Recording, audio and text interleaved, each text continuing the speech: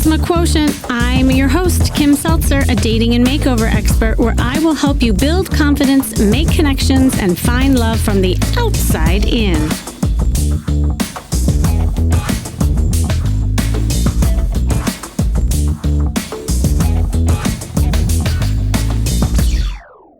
All right, you can be the most ready person for love, right? Like you've done the work, you're out there dating, you're doing all the things you're supposed to do as a single guy or girl. But there may be one problem that you're not realizing that is affecting the way that you put yourself out there, and that is your body confidence. There is a connection and a symbiotic relationship between your health, your body confidence, and attraction. And when you feel confident with like what you eat and you're eating well, your physical and mental well-being improves, and you are better able to tackle just life's daily challenges. And you tend to put out there a way more positive energy to others. And of course, that's more attractive. And not surprisingly, when you eat well, your mood and your mental well-being improves. And that vastly improves your body confidence, which is also super sexy, by the way. And on the other hand, I mean, this isn't rocket science, but it's like if you think of it on the flip side, if you're not feeling good about yourself, you might use food to fill yourself up or deal with stress and emotional eating, causing weight gain, poor body image. Then you'll have low energy. You'll even have anxious body language and negative thoughts. And then that ultimately feeds a low confidence and can act as your love shield. Because if you don't feel good about your body, you will project an energy of low self-esteem or hiding. And hiding can like really be seen in different ways. It could be the way you carry yourself, even in the clothes that you're wearing. The key to having more body confidence is really about loving yourself more, because at the end of the day, people are more attracted to the energy and the vibration you are carrying. You are more physically attractive when you are feeling good about yourself and love the way your body is, no matter what size or shape. And body image also plays into how feminine or masculine you might feel too. I've worked with many clients who are struggling with their weight, and it's consequently affecting how they come across to the opposite sex, even in their body. I remember I was working with this woman who was so self-conscious in her body. And, she was also really tall. She was 6 feet, very voluptuous hourglass figure. Like, I mean, she was stunning, from a viewer standpoint, but she didn't see it. Right. And because of being self-conscious in her body, she carried herself with very low confidence and almost a masculine way. So she masked her femininity by wearing baggy jeans most of the time. She wore these like comfy, flowy tops, but really she was concealing a lot of what she just felt bad about. And she admitted that she wasn't comfortable with the attention and would rather men see her for her intellect. Now, there was some messaging she had growing up. It was like, you shouldn't show too much of your body to men, or, good girls don't do that. So there were also a lot of guilty feelings attached to embracing her sexy body and portraying that to men. And of course, I took her shopping because she didn't need to be just told that she was sexy. She needed to see it, which was crucial in the whole like transformation. And I had her try on form-fitted dresses that fit her hourglass figure. And at first, I will admit, she was very uncomfortable, and she even kind of walked uncomfortable. She was a little stiff, but when we tried it on more and more, and I started taking pictures of her, she started to see her own beauty, and her walk became sexier, slower, especially when we added the heels, of course. But the biggest aha moment was when I showed her the before picture of how she walked into the store right next to the after picture, and she almost cried. And after she bought the clothes, she went out to flirt in one of the dresses, and everything just started happening from there. She couldn't believe how good she felt. And because of that, the way that she was marketing herself, her body confidence was definitely noticed. And we met a ton of men that night, and she continues to meet men. Your body image does impact your confidence and how you and others see you. And I, of course, work with the clothes and the body language to get there, but I wanted to bring on a weight loss coach today to talk more about body confidence from a health perspective. She is the founder of Wyatt Wellness. where she is offering holistic health and weight loss coaching and nourish and flourish wellness parties. I love that. I want to hear more about that. She is passionate about mental wellness and inspiring others to create a life they thrive in. Welcome, Heather Wyatt. Are you there? I am here. I'm excited to be here. Thank Oh you. my God, I'm so excited to have you on. And we were just on your Instagram live and we had a great discussion about sexy confidence. And I love that you were joking. Like anytime you say the word sexy, people want to listen. Yet it's the one word that I think trips a lot of people up, especially when they're not feeling good in the body. So I'm excited to have you on because I'm sure you deal with this a lot. And I don't even know this because we just kind of met and we were like throwing ourselves into the interview. I'd love to hear more about your story and like how you got into all this. So, I've always been interested in my own health and wellness. Just over the years, I don't have any big, crazy, dramatic weight loss story. Hmm. And some people kind of want to hear that. I have a normal, everyday person weight loss story and weight gain story and confidence story. And it just depends what's going on in your life. Or for me, what was going on in my life. I've been heavier. I've been super thin. I've been obsessed with working out. I've Mm. not taken care of myself. All of these things, depending on what's going on.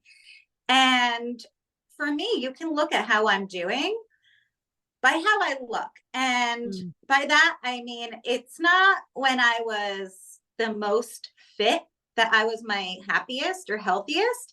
It's somewhere kind of in the middle because Mm. there's that excessive going overboard either way, either trying to be too healthy and having no social life or being super unhealthy for whatever reason it is. So it's always a balance. And you mentioned I am super passionate about mental wellness. And the reason for that is I've had a history of having depression and anxiety. And, it's still there. It just doesn't take control of my life. It's something I actively keep in check. And it's really important to me to be able to do that. And I do that with, the foods I eat, taking care of myself, the working out, all of the things that holistic wellness encompasses. Yeah. No, I thank you for being vulnerable too to share that because I think that's so real in what most people struggle with. It's not necessarily this big story, like you said, but that Right. like we all deal with weight fluctuation and it definitely impacts the way that, we feel about ourselves. And then, like I was saying in the beginning of the episode, is it sends certain signals out into the world. And, you know, um, I wanna actually I love that you mentioned about the control thing because I find that, that food and weight gain and loss has so much to do with control, and also, like, when there's a void in your life, having something that fills the void too, and that could be with food too. Like, do you see that with the clients that you work with? Yes, absolutely. In fact, one of the sessions that I have with my clients during my 12-week program is finding fun and nourishment in a way that isn't that food, because I know I've done it. I used food to cope with emotions before, but that gets in the way. You're feeling sad, you're feeling lonely, but also sometimes it's you're going out with friends and you want to enjoy it, or maybe you don't have that. So it's all a balance. But yes, I find that's a huge thing that people use food as comfort. But not only that, people tend to use food as a way to keep the weight on, also for comfort, because they feel if they're a little heavier, then maybe they're safer because there's been some trauma in their past, Yeah. or they don't want to be seen by the opposite sex because they are insecure. They don't know what to do with that intention. Like you said, maybe they've been told when they were younger that that attention is bad. So I've seen it all. Yeah, I know.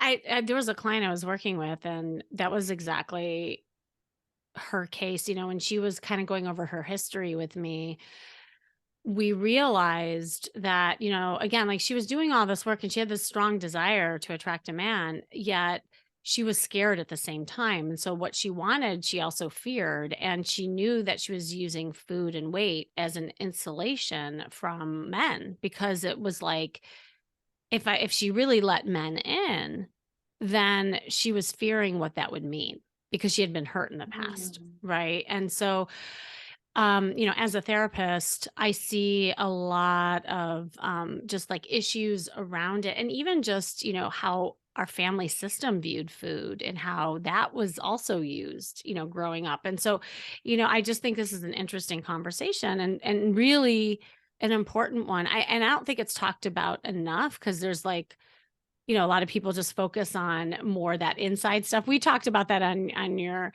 IG live, but like, the way we look is correlated with the way we feel and often there's just a lot of, challenges with that. So, cuz I was curious like how do you help people with maybe some of these issues, whether it be control or that kind of thing? Like do you have like a certain system that you use?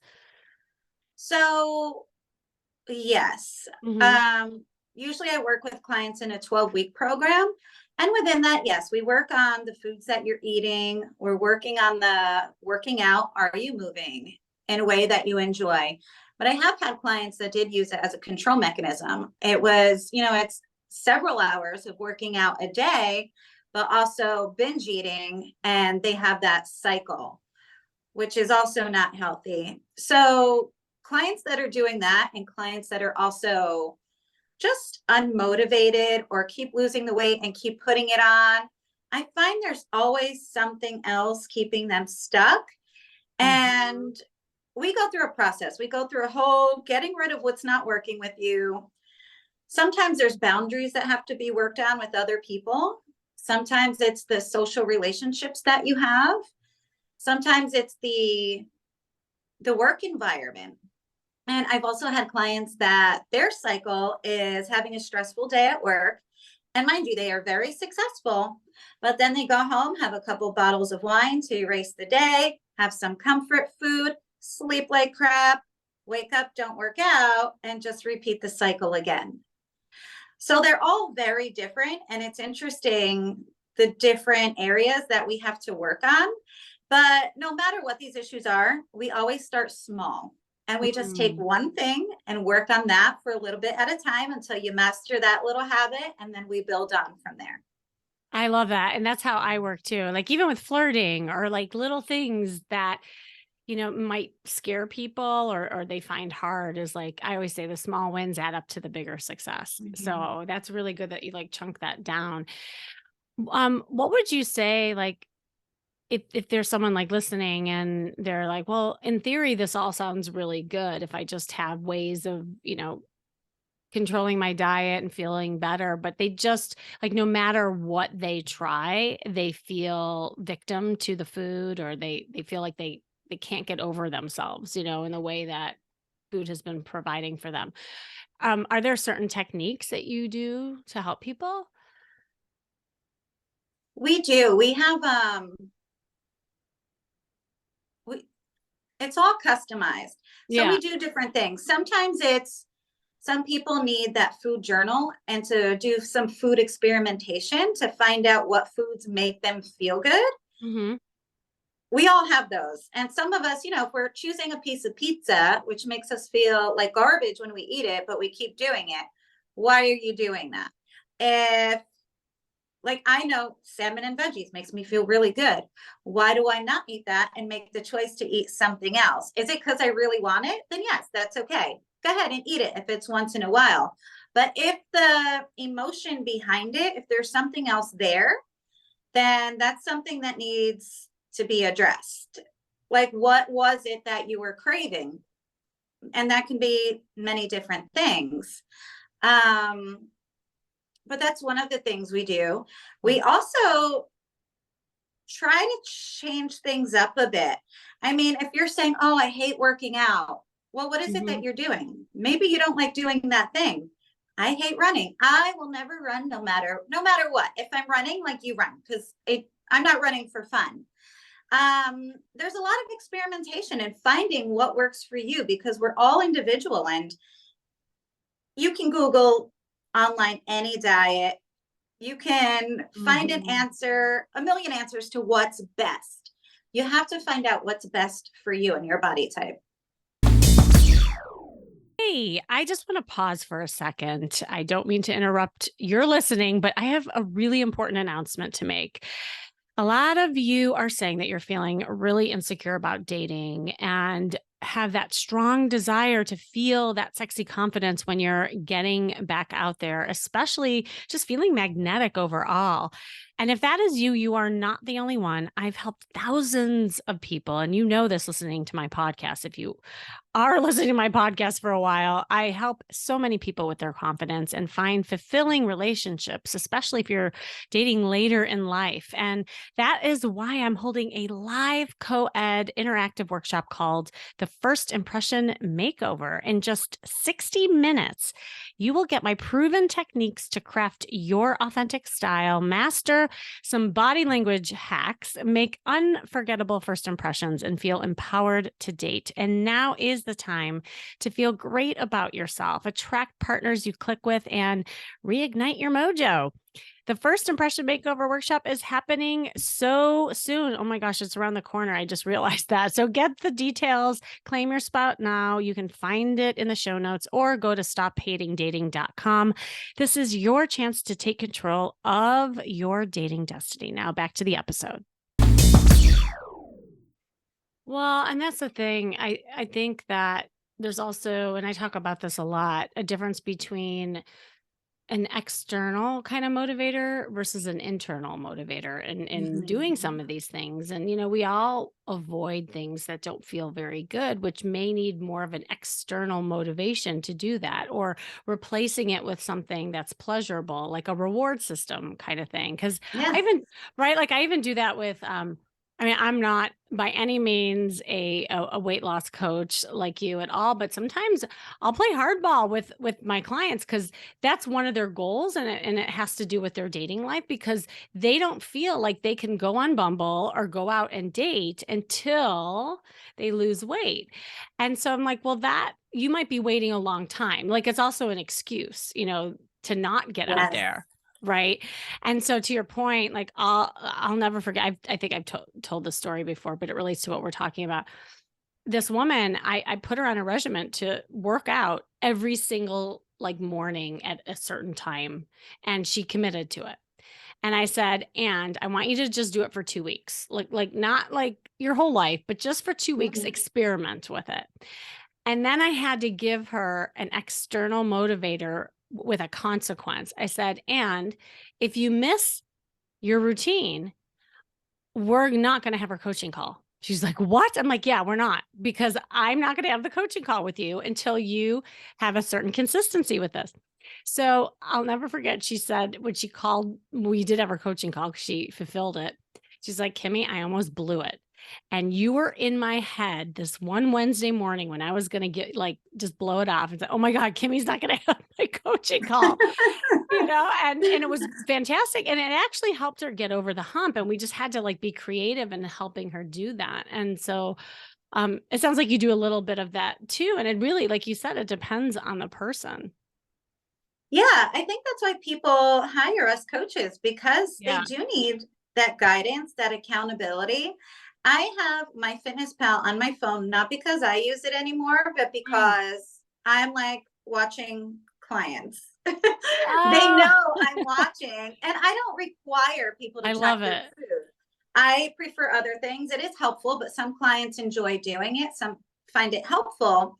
And they like knowing that, hey, I can go in your journal and look at what you're doing. So you can't lie to me about what you're doing unless you're lying to yourself in the journal. Or I go in That's and I just touch fantastic. base. Hey, you didn't track today. Oh, crap. I need to do it. Right. No, oh my god, no, I do the same thing with Bumble accounts. My clients know this. I'm like, "There's no hiding Really? from me. I'm going into I'm sliding into your DMs and I'm really seeing what's going on here," you know? And but I think what we're talking about is that accountability, and that's what's so beautiful when you have a support system, when you have somebody who's helping you through it, because again, we all avoid what feels hard for us. And, you know, replacing that with something that can feel good. I was just curious, like, do you have any success stories with people who had lost weight and because of that gained that kind of body confidence that, I've been talking about? Yes. In fact, my ideal client, this happens to be almost one of their requirements. Uh-huh. They all have that no confidence, zero. I mean, Yeah. and it's like, I see it when they come up to me. Like, I see how beautiful they are, and they can't see it. And that's what I consider to be part of my job, is to pull that out of them.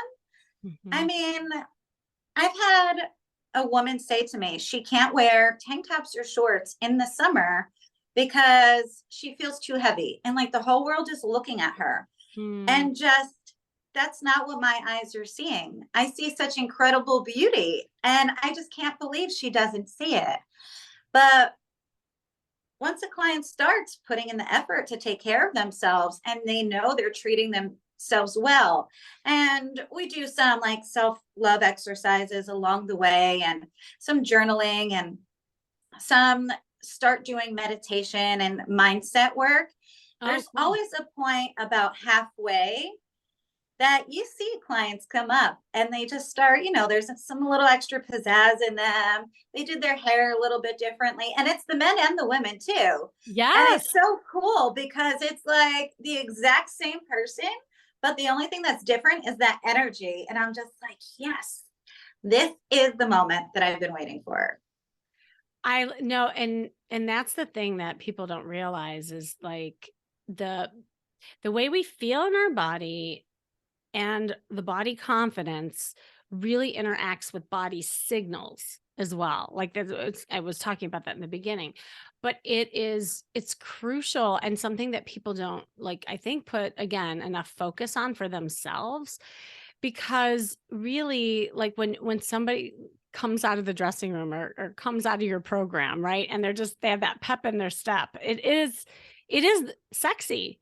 And then they get that validation from other people. And so again, it's like symbiotic in nature. And it's a beautiful thing.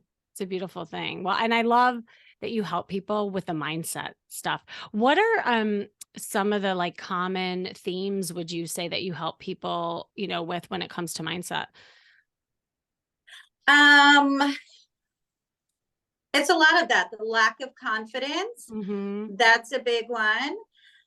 People think they have no energy to do these things. Oh, yeah. It's always, well, why don't you have the energy? And again, it's different for everyone. And I feel like I keep saying that, but it's so hard to like pinpoint. Right. But one of the exercises that's been helpful, because it is such a unique thing, is to do a future self visualization exercise, because we all know what we want ourselves to be. So once we get that picture in our mind that's unique to each one of us, we can strive towards that. And my clients always say that's super helpful. And even the ones that have a little resistance to it, because especially the men, I'll go in and I'll say, "Are you open to trying this?"